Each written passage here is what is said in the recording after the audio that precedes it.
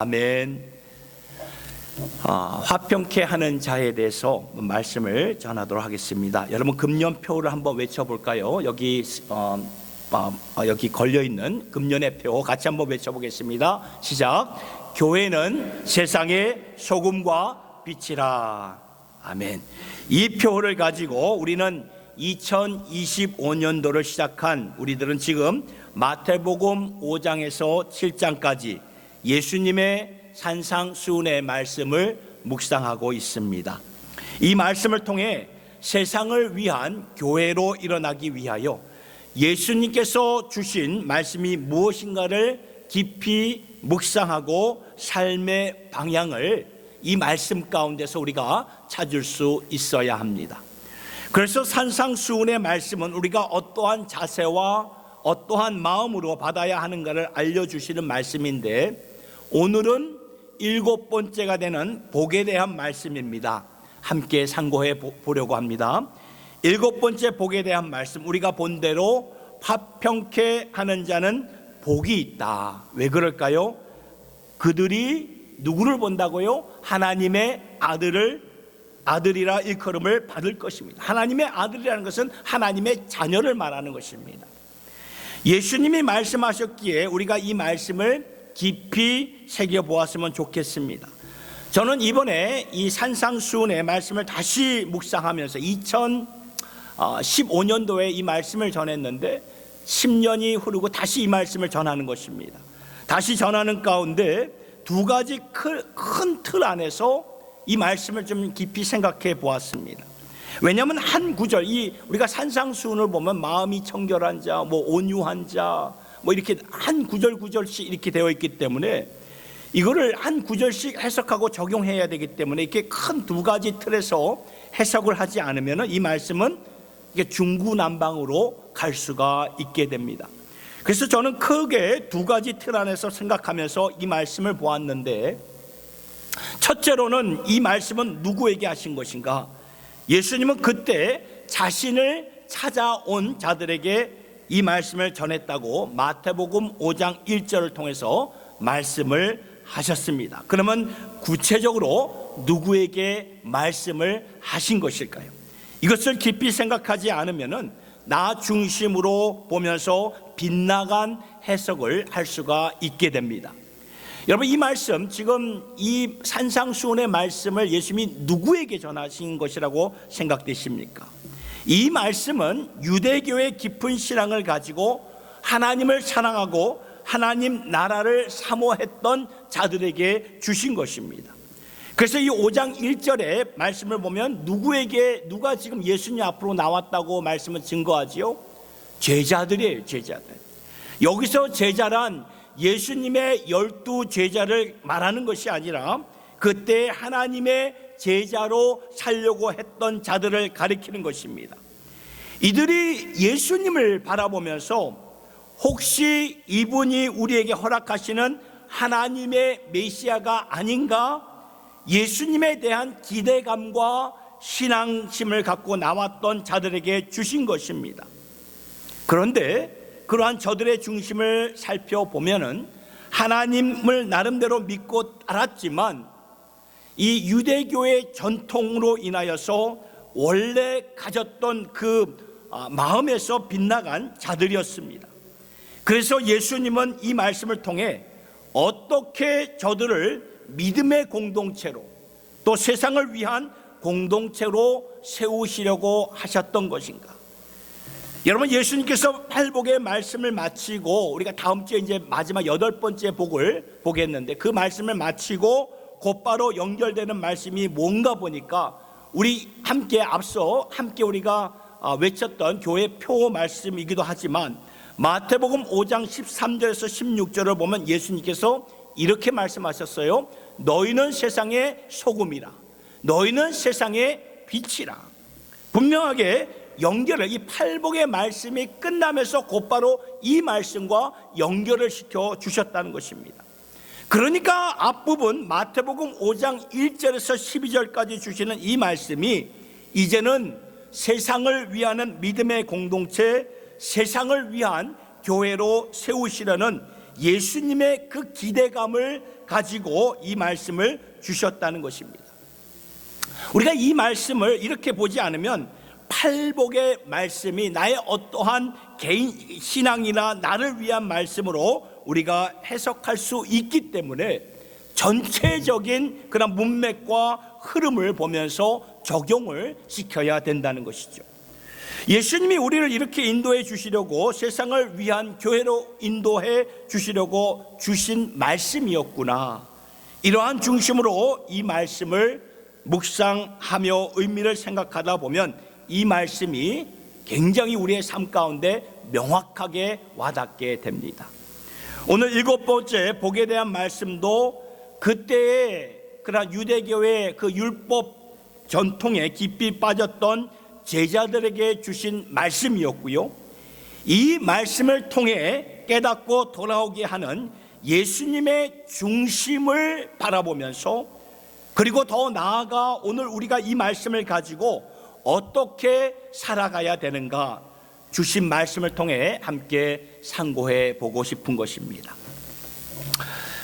여러분, 오늘 7번째 복에 대한 말씀에서 유대인들, 그러니까 이스라엘 백성들의 입장에서 생각해 보았을 때 굉장히 친근한 한 단어가 들려지죠.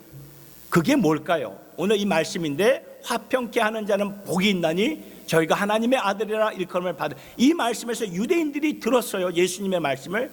그 가운데 한 단어가 저들의 마음을 굉장히 이렇게 기대감을 갖게 만들었던 단어가 있습니다. 뭔지 아십니까?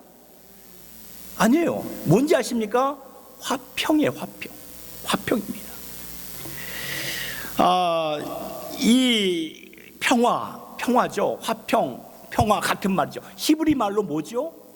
샬롬이에요. 샬롬. 여러분, 주이시들 보면은 샬롬이라고 말을 많이 합니다. 이스라엘 백성들에게 그래서 국가적인 단어, 민족적인 단어 하나를 선택해 보아라면 두말할 것 없이 샬롬이라고 말을 합니다.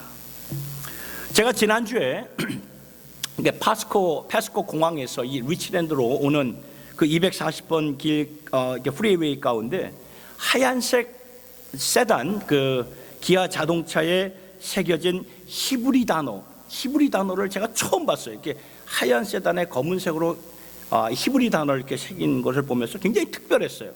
왜냐하면 지난 32년 동안 미국에 살면서 히브리 단어로 이렇게 새겨놓은 자동차를 본 적이 없거든요. 뭐 보게 되면 중국말이든 뭐 영어로 이렇게 본 거는 많이 봤지만 히브리 단어는 제가 처음 봤어요. 근데 제가 신학교 때 히브리어를 공부했기 때문에, 배웠기 때문에 그 단어가 그 차에 새겨진 단어를 보면서 금방 알아차렸어요. 그 차에 새겨진 히브리어의 단어는 뭐냐면 오늘 말씀에 바로 샬롬이에요. 샬롬을 이렇게 크게 이렇게 적어 놓고 이렇게 다니더라고요. 그래서 내가 여기서 이 트라이시트에서 히브리어로 된 그러한 차를 보다니 좀 이렇게 색다른 그러한 시간이었습니다. 아무튼 샬롬이라는 단어는 이스라엘 백성들이 예전에도 그랬고 지금도 그러하고 가장 많이 사용하는 단어예요. 그래서 서로 인사할 때도 샬롬, 떠날 때도 샬롬. 우리 말로는 안녕하세요, 안녕히 가세요 같은 의미예요. 우리 늘 만나면 안녕하세요 그러잖아요.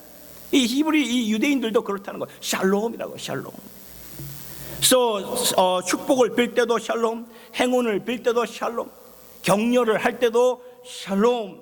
그러니까 샬롬이라는 단어가 유대인들에게는, 이스라엘 백성들에게는 너무나도 많이 사용되는 단어이었기 때문에 예수님이 평화라는, 화평이라는 단어를 본문에서 오늘 사용하실 때에는 유대인들에게는 너무나 익숙했던 그런 단어였고 귀가 굉장히 솔깃했을 것이에요.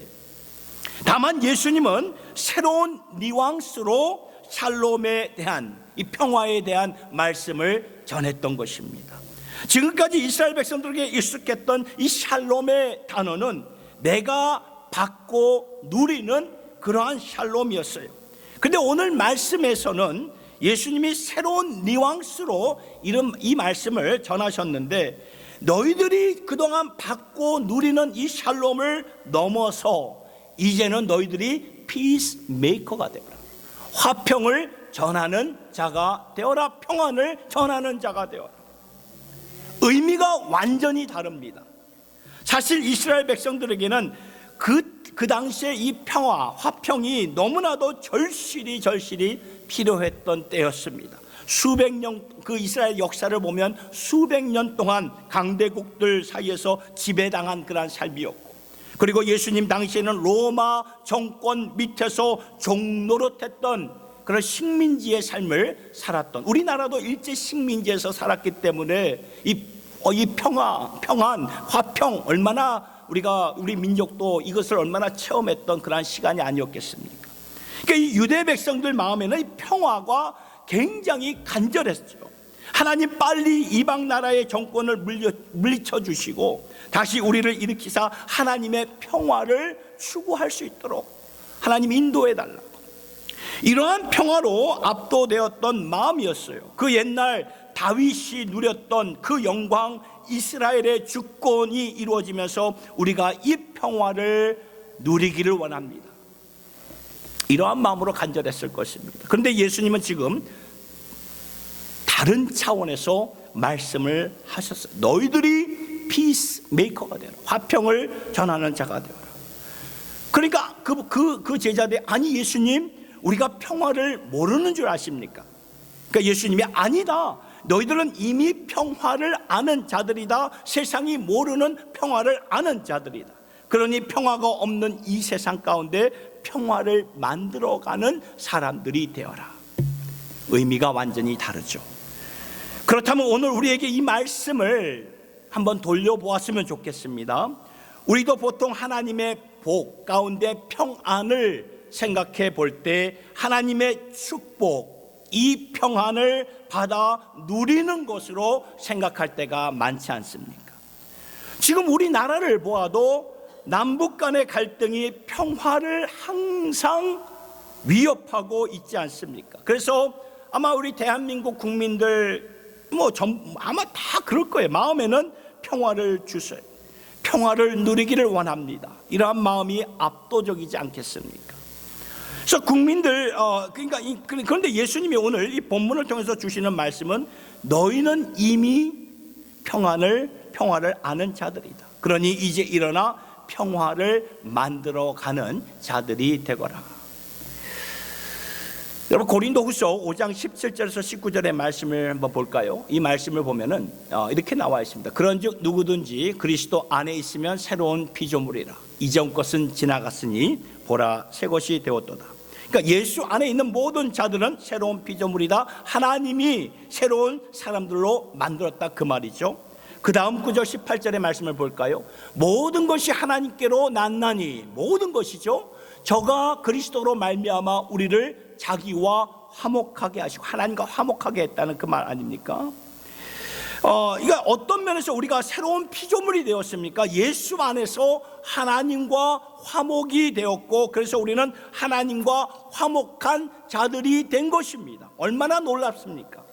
우리를 창조하신 하나님과 화목한 자들이라는 것이 얼마나 놀라워요. 죄로 말미암아, 우리는 죄로 말미암아 하나님 밖에, 언약 밖에 있었던 우리들이었어요. 하나님의 소망을 모르고 살았던 우리들이었습니다. 그러나 이제는 예수 안에서 하나님의 소망을 알고 그 사랑, 그 언약을 알고 살아가는 사람들이 된 것입니다. 그러니까 하나님과 화목하게 하는 사람들이 된 거예요. 그래서 하나님은 우리에게 이 18절의 후반절에 이렇게 나와 있어요.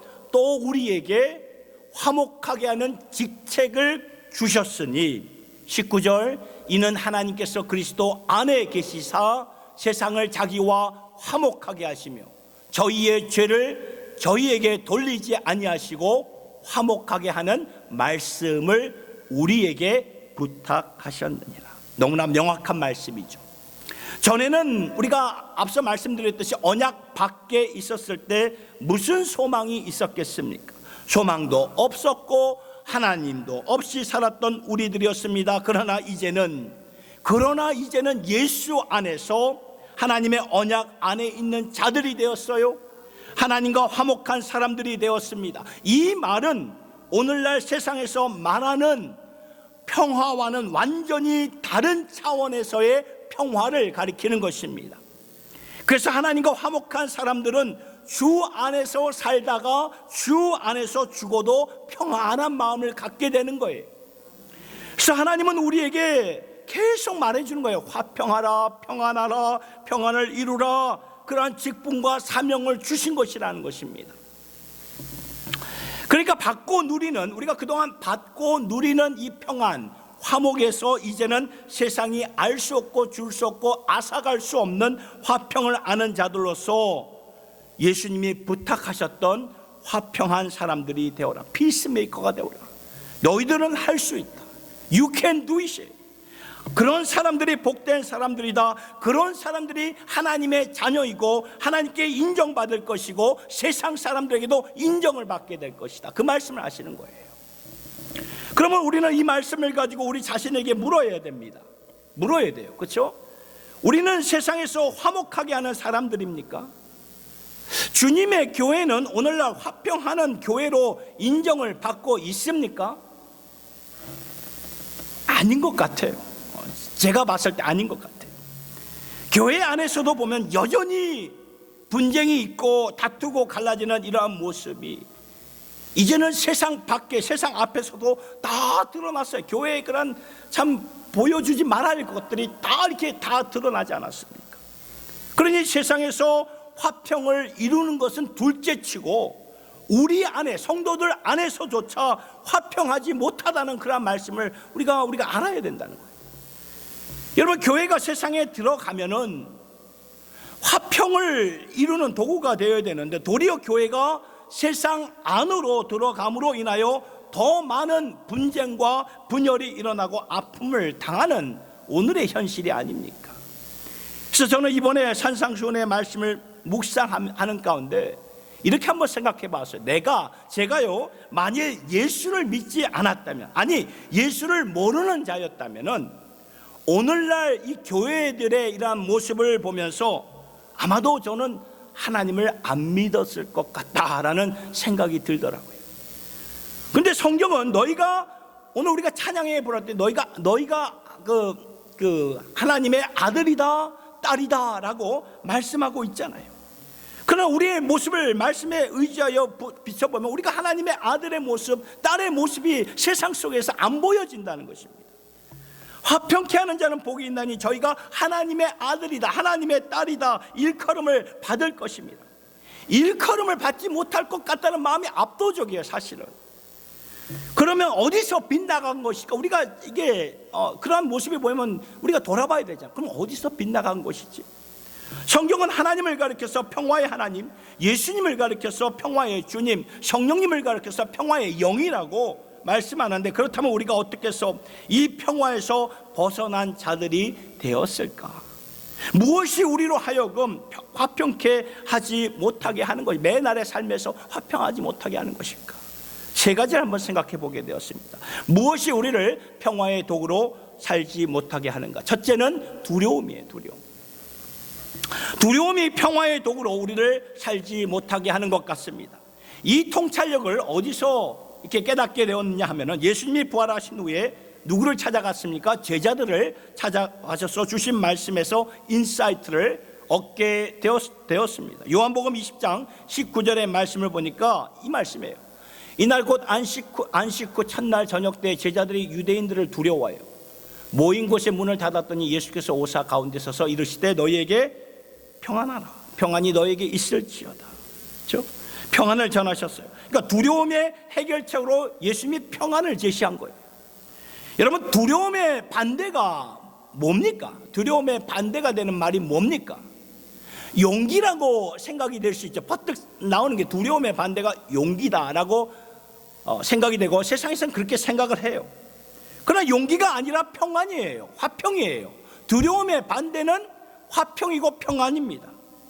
여러분, 두려움을 내가 용기로 한번 이겨보겠습니다 라고 하면 어떤 현상이 벌어지는지 아십니까? 정복하려는 그러한 현상이 나온다는 것입니다. 보여진다는 것이죠.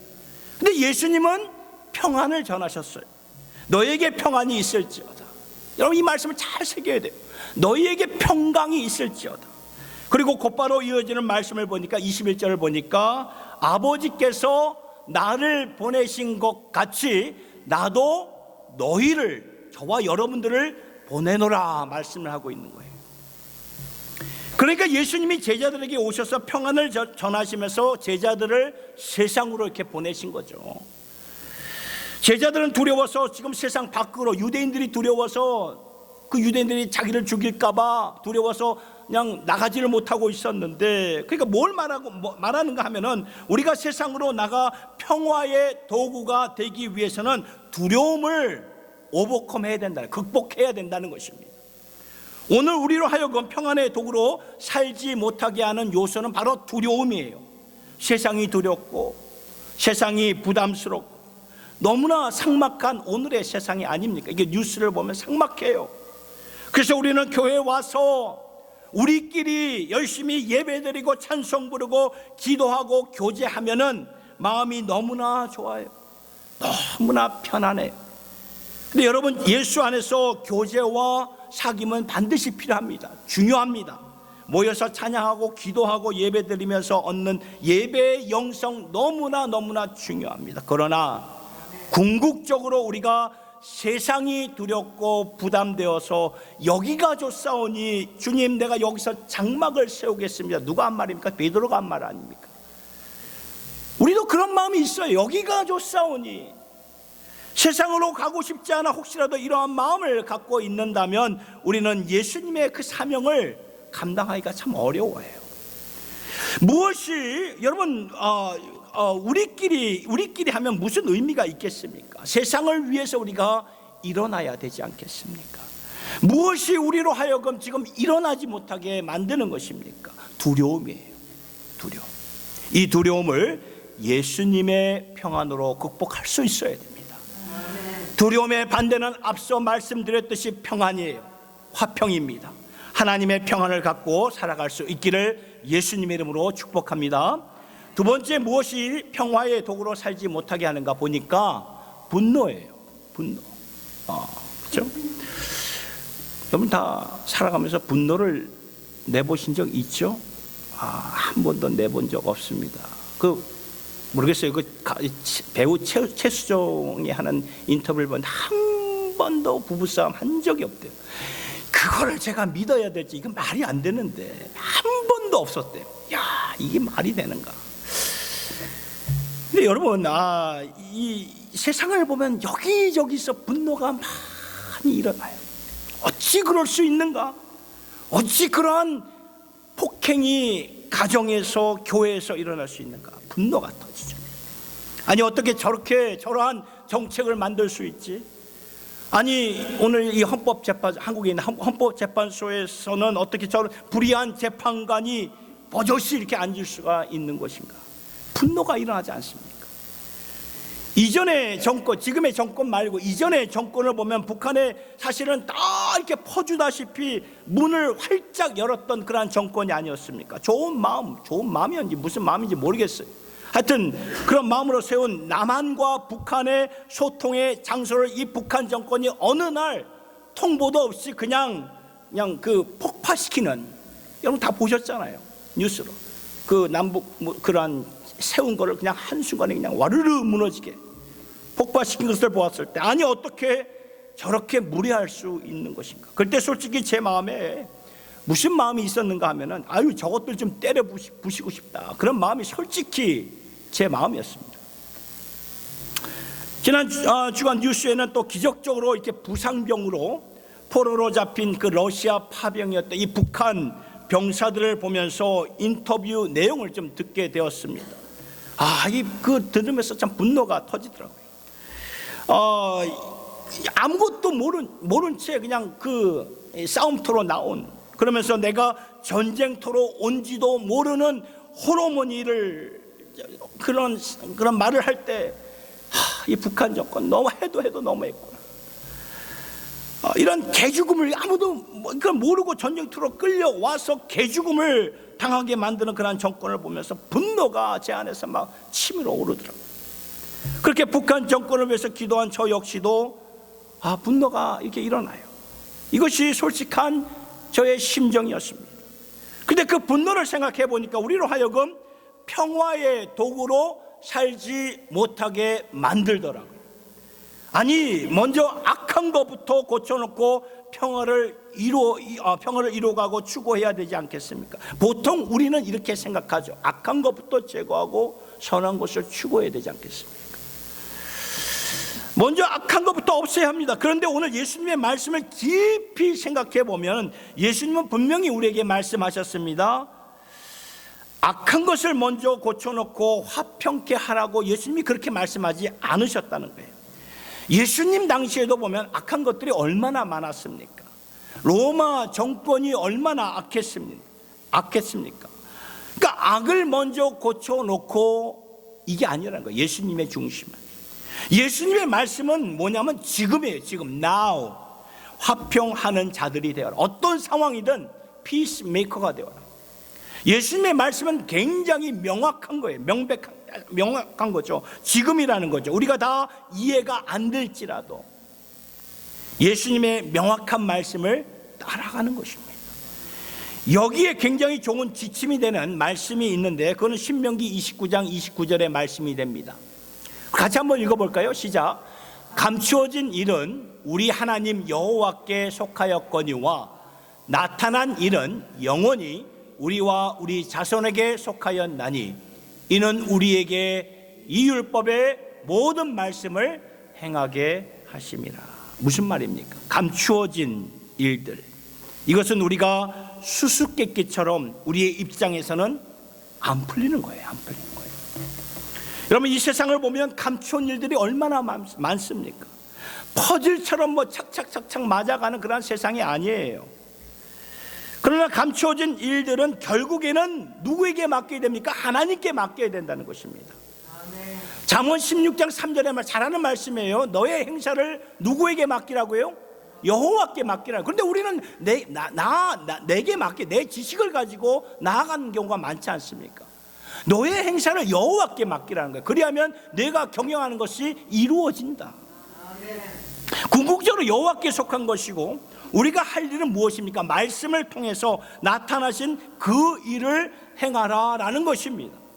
그러니까 지침은 이것이에요. 우리가 할 일은 우리가 하고 하나님이 하실 일은 하나님께 맡겨라, 그 말이죠. 그러니까 우리가 할 일은 사회적으로도 충분히 하지만 궁극적으로는 하나님께서 주신 말씀을 그대로 따라가라, 그 말씀입니다. 갈림길에서 뭐를 택해야 됩니까? 평화를 택하고 화평하는 자의 사명을 감당하라, 그 말씀입니다. 왜냐하면 분노가 우리로 하여금 주의 명확한 말씀, 주의 평화를 이루어가라, 화평하는 자가 되어라, 피스메이커가 되어라, 이 말씀을 막아요. 분노가 화평하는 자의 삶을 막아버립니다. 그래서 우리는 삶의 모든 영역에서 일어나는 일들을 하나님께 맡기세요. 맡기는 게 중요합니다. 그리고 우리가 할 일은 말씀대로 피스메이커가 되어서 내 안에 분노가 일어나잖아요. 그러면 의도적으로 좀 밀어내시고, 이 분노를 좀 밀어내시고 주님 말씀대로 화평한, 내가 피스메이커가 돼야지. 자꾸 이렇게 생각하세요. 되새기고 피스메이커가 돼야지. 그렇게 세워지는 화평케 하는 자가 될 수 있기를 예수님의 이름으로 축복합니다. 끝으로 세 번째는 이것입니다. 무엇이 우리를 평화의 도구로 살지 못하게 하는가? 무관심이에요. 무관심. 여러분, 이 무관심 다 경험해 보셨죠? 그리고 당하기도 했고 내가 또 무관심으로 대하기도 했던 적 있으시죠? 우리를 평화의 도구로 살지 못하게 하는 것이 아마 이유가 가장 클 것이라고 생각이 들어요. 무관심. 2000년 전에 이 말씀을 들었던 제자들도 그렇고 오늘 우리도 그렇고 이 무관심이라는 거죠. 이런 마음 우리가 살아가면서 많이 이렇게 갖게 되는 마음이에요. 무관심한. 내일 아닌데 뭐 관여해봤자 피곤해. 관심 꺼. 여보 관심 꺼. 그런 말 여러분 집안에서 많이 듣지 않습니까? 나만 평안하면 돼. 우리 가정만 평안하면 돼요. 조금 더 멀리 가면 우리 교회만 평안하면 된다. 그 외에는 안타깝지만 어쩔 수 없다. 기도만 하겠다. 이 정도 아닐까요? 오늘 예수님이 말씀하신 화평하는 자가 되어라, 피스메이커가 되어라, 이 말씀에 대해서 우리는 별로 관심을 갖지 않고 살아가는 경우가 참 많은 것 같아요. 아니 뭐 솔직히 말하면 관심 갖는 것 자체가 피곤하게 생각해요.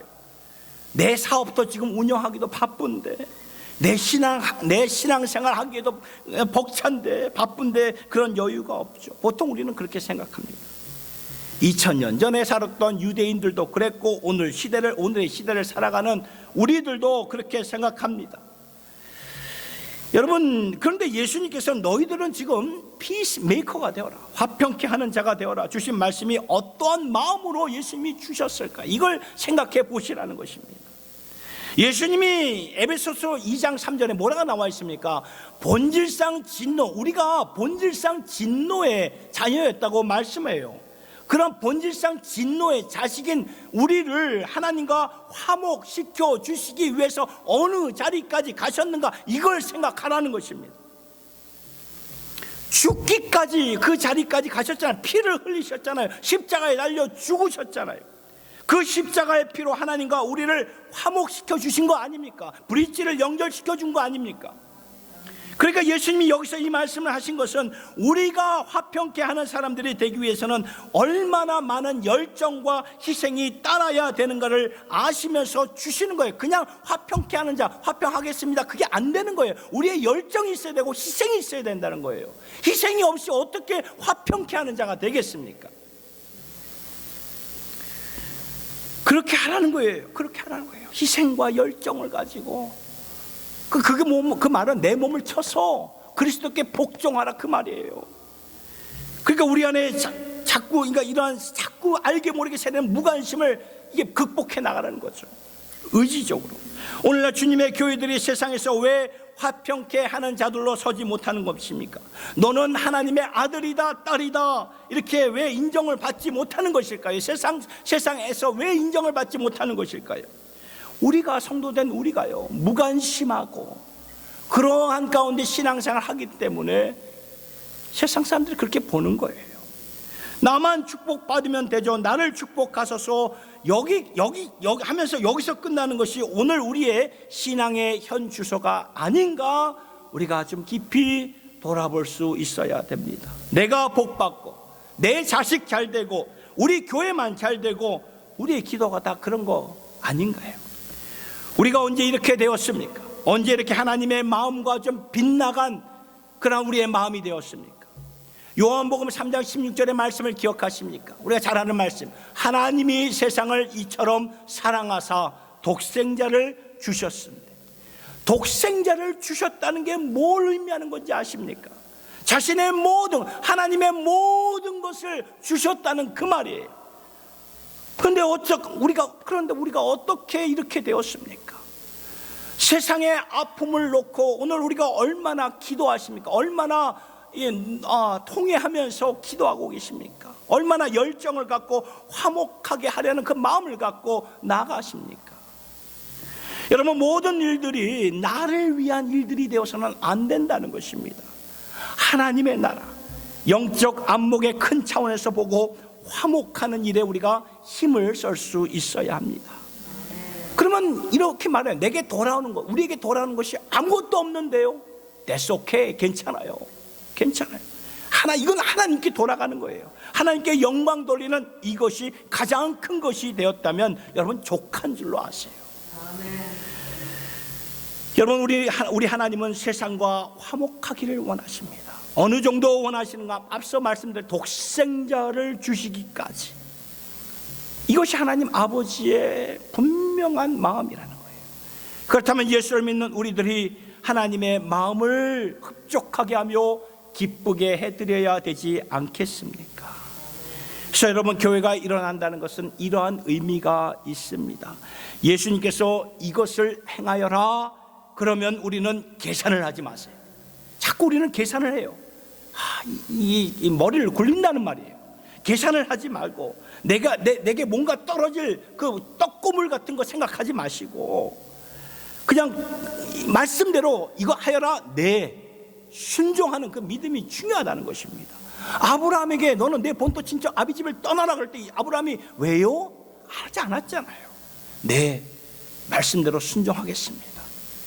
떠난다는 게 쉬운 일입니까? 아무 토달지 않고 나가잖아요. 그래서 믿음의 조상이 된 게 아닙니까? 여러분, 이것이 믿음이고 이것이 순종입니다. 우리가 사회의 일원으로서 오늘날 이 사회를 향해서 화평케 하는 자들로 살아갈 수 있기를 소망합니다. 오늘날 남북한을 보아도 갈등과 갈림 속에서 지금 80년, 여러분 80년에 이게 거의 다 80년이 다 오지 않았습니까? 교회가 안 하면 저 북한을 위해서 누가 기도하겠습니까? 교회가 간절히 기도 안 하고 눈물 안 흘리면 누가 하겠습니까? 교회가 바로 누구예요? 바로 저와 여러분들이 교회입니다. 하나님이 당신의 아들 예수를 희생시켰듯이 우리가 좀 그러한 면에서 좀 우리도 희생할 수 있는 그런 마음을 갖고 살아가야 되지 않겠습니까? 사랑하는 성도 여러분, 우리의 두려움, 우리의 분노, 우리의 무관심을 뛰어넘어서 세상을 화평케 하는 자들로 살아갈 때 하나님이 보시고 다 보고 계세요. 뭐라고 말씀하실까요? 너는 내 아들이고 너는 내 딸이구나. 그렇게 말씀하지 않겠습니까? 그러한 영광을 누리면서 살아갈 수 있는 주님의 권속들이 될 수 있기를 바랍니다. 여러분, 우리가 삶의 영역에서 묵묵히 이 피스메이커로 화평을 전하는 자로 살다 보면 세상 사람들이 뭐라고 말할까요? 저기 좀 보세요. 저기 좀 보세요. 하나님의 백성들이, 하나님의 자녀들이 저기에 있네요. 하나님의 사람들이 저기에 있습니다. 이러한 간증을 우리가 듣고 고백할 수 있는 저와 여러분 모두가 될 수 있기를 예수님의 이름으로 축원합니다. 우리 이 시간 주신 말씀을 기억하면서 지금 서 있는 이곳에서 높임을 받으소서 우리 찬양으로 하나님께 영광을 돌리도록 하겠습니다.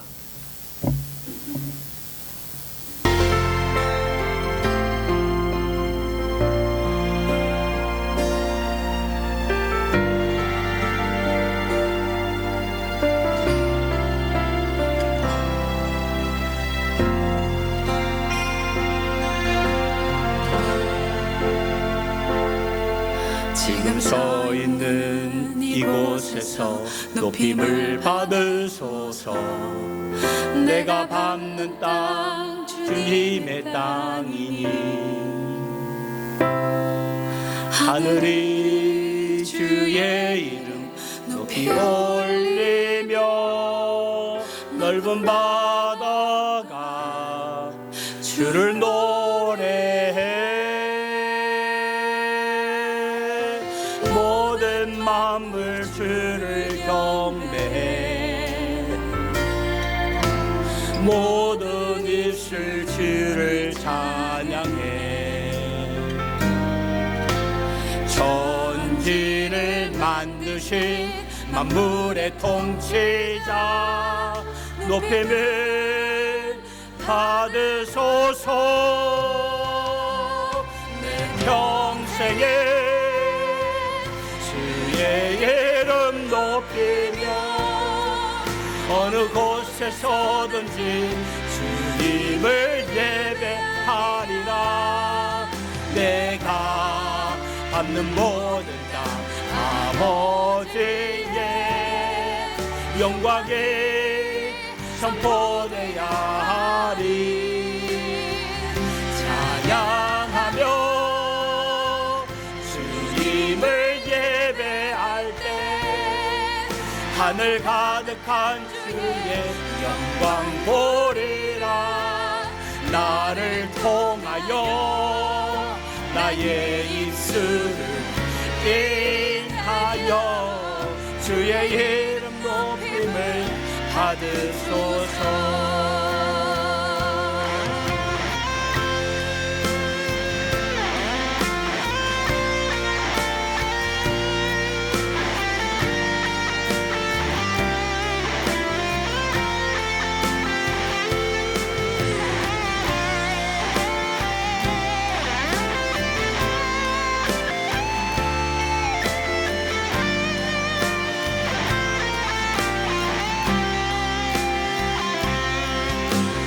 모든 만물 주를 경배해. 모든 입술 주를 찬양해. 천지를 빛이신 만물의 통치자 높임을 받으소서. 내 평생에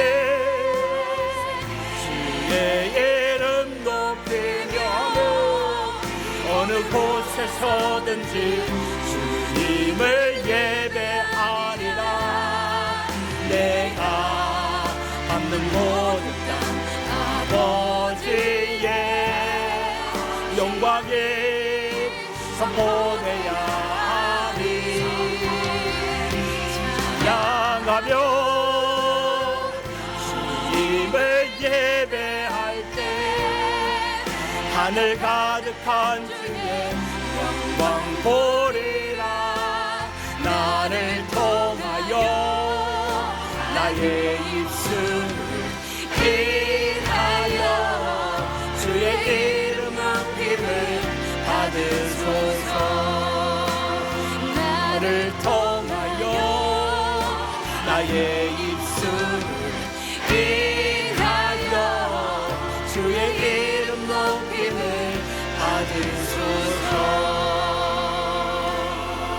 주의 이름 높임을 받으소서. 주의 이름 높임을 받으소서.